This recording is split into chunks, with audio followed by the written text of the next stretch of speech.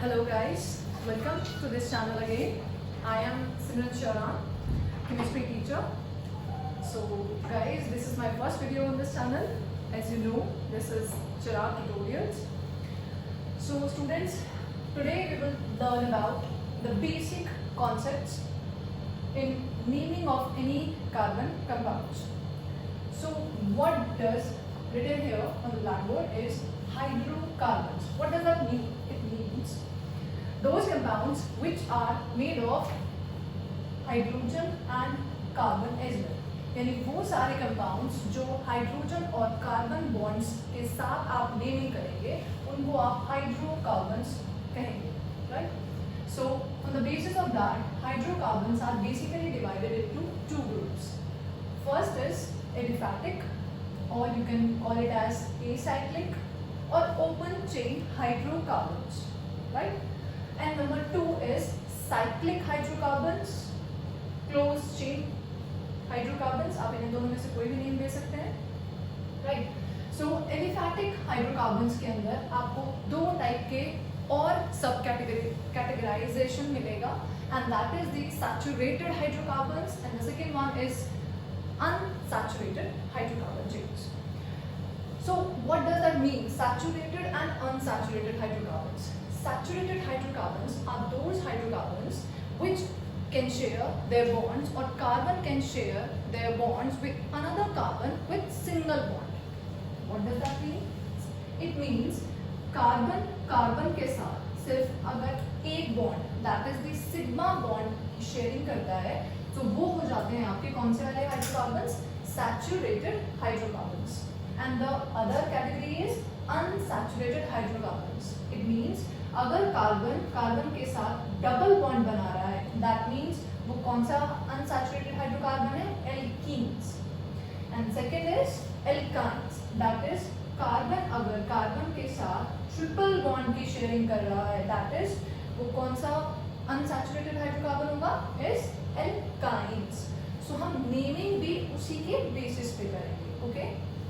So first of all we have to studies about aliphatic hydrocarbons. हम naming भी aliphatic hydrocarbons की ही सीखेंगे. सबसे पहले आते हैं एल्केन्स के पास. Students, first of all you have to know about the rules while naming any hydrocarbons. आपको सबसे पहले कुछ रूल्स याद रखने होंगे जिनको आप हमेशा ध्यान रखेंगे जब आप अपनी नेमिंग कर रहे हो किसी भी कंपाउंड से, राइट? एक कंपाउंड दूसरे कंपाउंड से तभी तो डिफरेंशिएट कर सकते हैं आप जब उसका कोई नेम होगा. एक स्टूडेंट दूसरे स्टूडेंट से तभी तो डिफर है कि उसका एक पर्टिकुलर नेम है, तो आप उसको आसानी से रिकॉग्नाइज कर सकते हैं, right?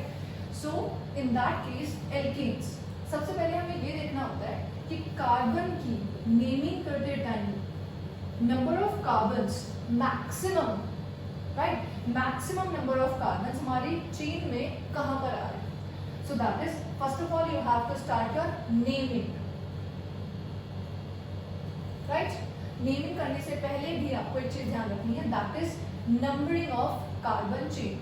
How many carbons are present in that compound? Is 3 carbons. So for that case, if you found single carbon in the chain, you have to name it as meth.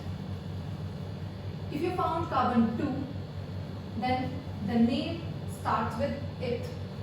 Carbon 3, it means prop. Carbon 4, it means but. Carbon 5, it means pent. Carbon 6, it is hex. Carbon 7, it is hapt. And carbon 8 is oct. And so on, non, dec, further on. Okay, so alkane की naming करते time सबसे पहले क्या करना है? आपको carbon की numbering करनी है. हमने नंबरिंग यहाँ पर कर दी है. उसके बाद हम देखना है कि इसके अंदर कितने कार्बन प्रेजेंट है. 3 कार्बन प्रेजेंट है. तो नंबर 3 यानी कार्बन 3 होने पे हम क्या नाम रखेंगे? सबसे पहले prop. So put it as prop plus how many carbons we have named it as. उसके बाद ये देखना है कि कार्बन कार्बन के साथ बॉन्डिंग कितनी बना रहा है. That is single bond here, single bond here. So मैंने पहले ही आपको बताया था कि जब कार्बन कार्बन के साथ सिंगल बॉन्ड बनाता है, so we name it as alkanes. So N, so the compound name is propane.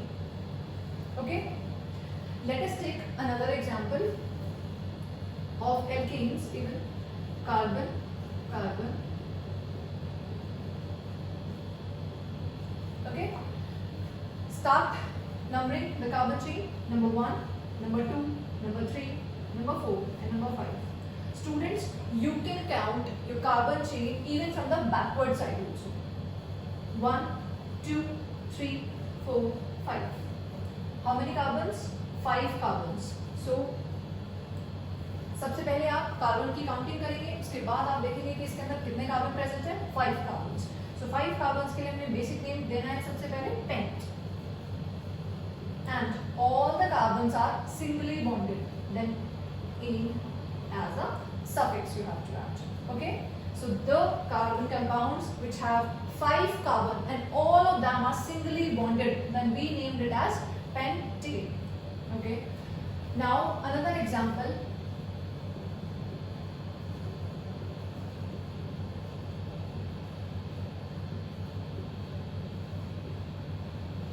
If you start your numbering from this side, 1, 2, 3, 4, 5. How many carbons? 5 carbons. I already told you about that you have to give carbons at that numbers which is more, right? जिसके numbering में आपको ज्यादा carbons मिल रहे हो, आप वहां पे numbering करेंगे, राइट? तो 1, 2, 3, 4, 5 कार्बन्स आ रहे हैं. अगर मैं काउंटिंग स्टार्ट करती हूँ यहाँ से और मैं इस चेन को 1, 2, 3, 4 लेकर जाती हूँ, so that is काउंटिंग कितनी आ रही है? 4. So हम prefer maximum number of carbons को देंगे हमेशा. तो how many carbons are present in a basic chain? 5. So that is also pent. Okay, pent. All the carbons are singly bonded, then it is pentane. Right. So we have taken this numbering. Erase it. Okay. So now the third carbon is bonded with another carbon and that is added as a substituted carbon. अब ये carbon इस carbon chain में counting में भी नहीं आ रहा है, but आपको नंबरिंग तो इसकी करनी पड़ेगी. सो दैट इज कौन से कार्बन पे ये प्रेजेंट है? थर्ड कार्बन पे. और इस कार्बन को आप कहेंगे alkyl group. So that is alkyl group में कितने कार्बन होते हैं? 1 कार्बन. अगर 1 कार्बन होगा तो उसका नाम क्या देंगे? Meth. And we have to add L Y L group. Right, so that is the methyl group. On which carbon? Number 3 carbon. So the compound is 3-methyl pentane. Okay. After that, remember one thing: a number and a alphabet is separate with a dash. Okay, and numbers. Suppose 2, 2. So we can separate both the numbers with comma. यानी अगर किसी naming में आपका क्या आ जाता है, कोई alphabet with a numeric form, अगर कोई नंबर और अल्फाबेट को आपको सेपरेट करना होता है तो आप उसे डैश से सेपरेट करेंगे और दो नंबर्स को आप क्या करेंगे? कॉमा से सेपरेट करेंगे. ठीक है. सो हम देखते हैं कि कुछ ऐसे कंपाउंड्स की कहाँ पर आपको 2, 2 या 3, 3 देखने को मिलेगा, ताकि आप समझ पाए कि कॉमा आप कहाँ ऐड करेंगे. Right. Let us take another example. Students, these all are H, so don't get confused.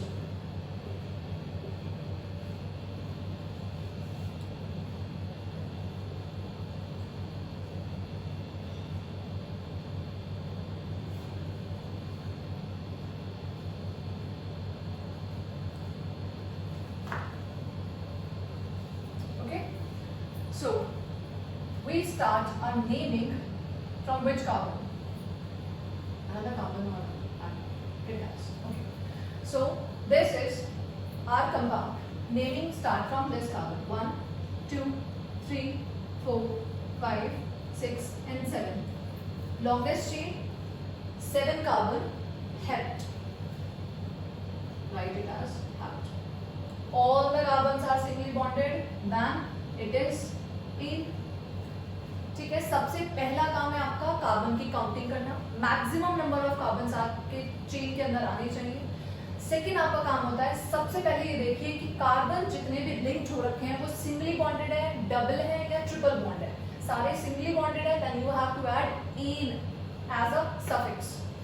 अगर डबल बॉन्ड है then you have to add ene, that is ENE. अगर वो ट्रिपल बॉन्ड है तो आप ऐड करेंगे YNE, that is yne. Okay, अभी हम सिर्फ एन की बात कर रहे हैं, that is alkane groups only. So यहाँ पर क्या करा, सबसे पहले काउंटिंग करी आपने, उसके बाद आपने क्या किया, उसके जितने भी कार्बन है उनकी काउंटिंग करने के बाद आपने उनको देखा कि वो सिंगली बॉन्डेड है, then you have to add ane. अब आ जाइए इस कार्बन के ऊपर, carbon number 4 and carbon number 2. अब आप एक चीज देखिए कि इस कार्बन के ऊपर कितने, इस कार्बन के ऊपर भी आपको एक मिथाइल ग्रुप अटैच दिख रहा है और इस वाले कार्बन के ऊपर भी आपको एक मिथाइल ग्रुप अटैच दिख रहा है, राइट. कौन से नंबर ऑफ कार्बन के ऊपर है ये, नंबर 2 एंड नंबर 4.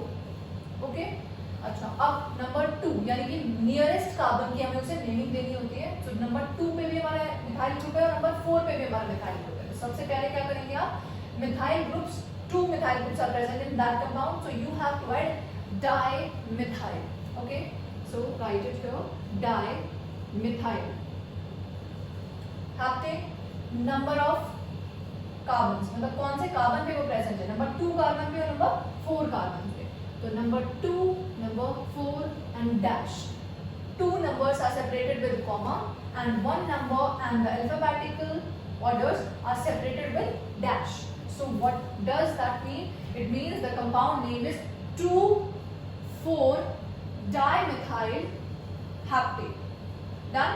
सबसे पहले नेमिंग, देन आपको बॉन्ड चेक करना है, उसके बाद आपको देखना है कि as a substitute whole group के अंदर कोई सब्स्टिट्यूट ग्रुप अलग से ऐड हो रहा है तो आप उसका नेम सबसे पहले रखेंगे अल्काइल चेन, बिकॉज नेम ही उनका ऐसे रखा जाता है अल्काइल, राइट. तो उसमें से YL जो हो जाता है वो आपका ऐड हो जाता है, बिकॉज उसके अंदर नंबर ऑफ कार्बन के साथ साथ कार्बन तो उतने ही रहते हैं बट नंबर ऑफ H जो हो जाते हैं वो कम हो जाते हैं, लाइक दैट.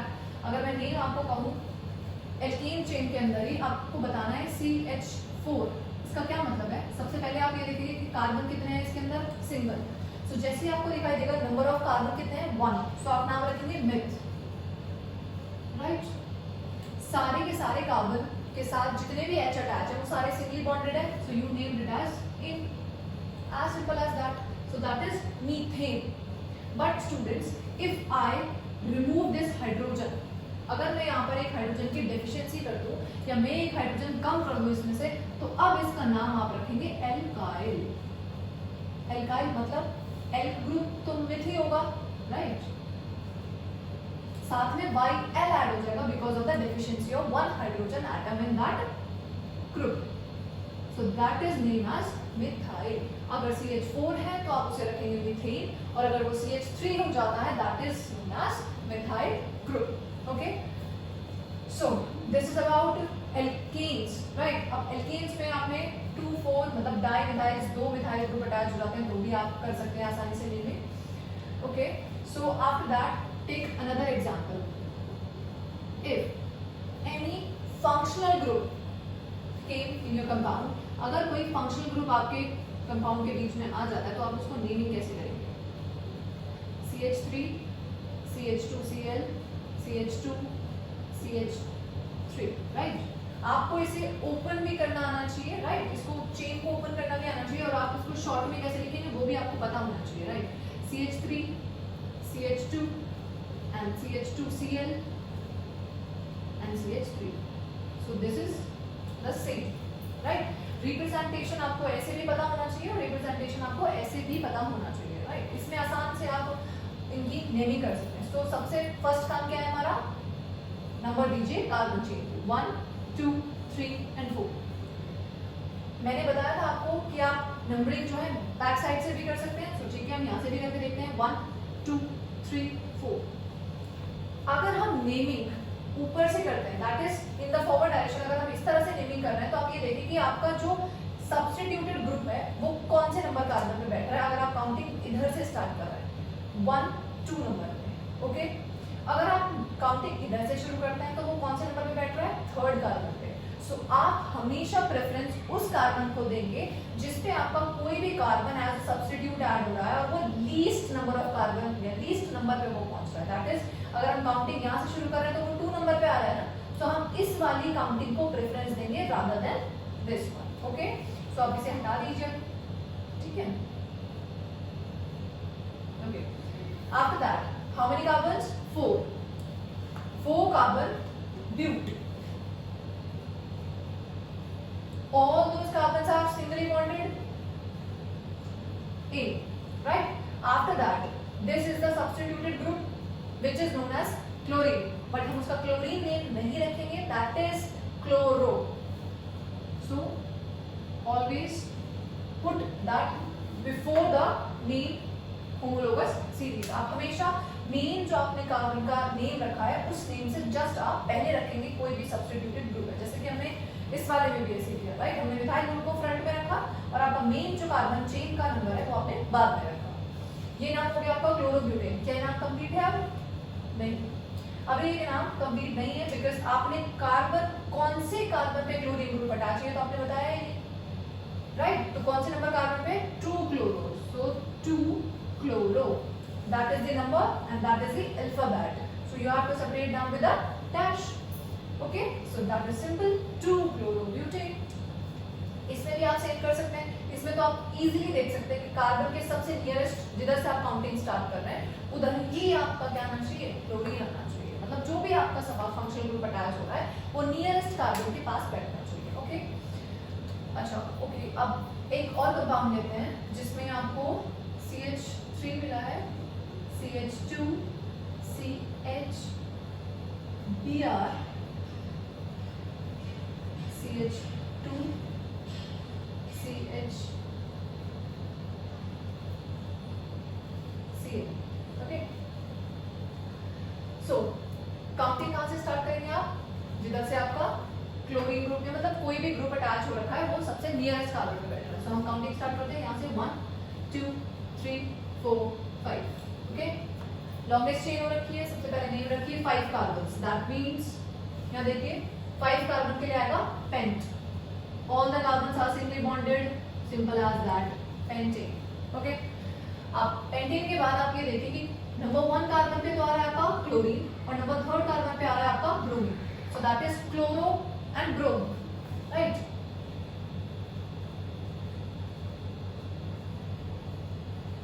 अल्फाबेटिकली आपको ये देखना है कि आपके अकॉर्डिंग C पहले आता है या B पहले आता है in your alphabets. So B पहले आता है, सो नंबरिंग उसकी चाहे थर्ड बैटरी हो बट आपकी अल्फाबेटिकली सीरीज में ब्रोमो पहले ही आएगा. Okay, so write as bromo chloro.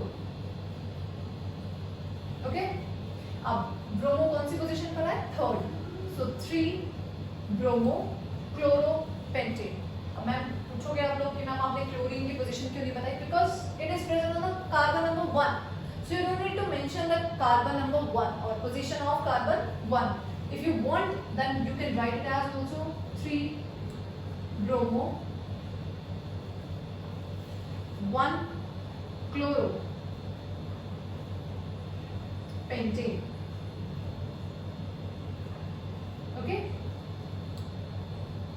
that's the same. Done. So I think students, alkenes के लिए आपको इस वीडियो से इंफॉर्मेशन इतनी तो मिल गई होगी कि आप आसानी से नाम रख सकते हैं किसी भी फंक्शनल ग्रुप का और अगर किसी कार्बन चेन के अंदर आ सकता है. I think this video will help you out to name any compound related to that carbon carbon single bond. Okay, another example with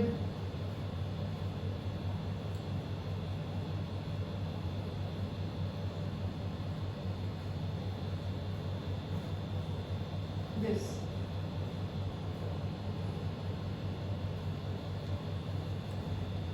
Or you can take it as this. Okay, how many carbons? Start the naming. 1 2 3 4 5 6. 6 carbon are present. 6 it hex, right? Hex, all the carbons are singly hexane. Okay, hexane. After that, see this group is present on carbon number 3rd and this is on carbon number 4. So both the groups are same, that you have to name it as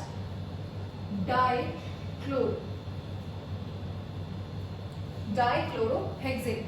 And after that, position of that chlorine group on carbon. कौन सी position पर है? Number 3 and number 4. So 3, 4 dash dichlorohexane. Simple. Okay, so if you have any kind of query regarding alkane saturated hydrocarbons, then you should comment below. ठीक है, I will definitely solve it. So practice it more. Okay students, जितना ज़्यादा आप इनकी practice करेंगे उतना ज़्यादा आपके लिए easy हो जाएगा.